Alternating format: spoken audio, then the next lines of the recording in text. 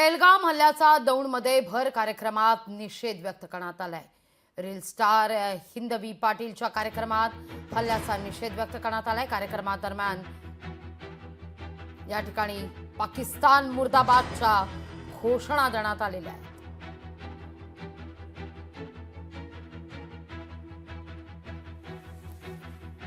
कधीच धर्मभेद जातभेद याच्यावरती कोणी बोललं नव्हतं। ना छत्रपती शिवाजी महाराज बोलले होते, ना परमपूज्य बाबासाहेब आंबेडकर बोलले होते, बरोबर ना?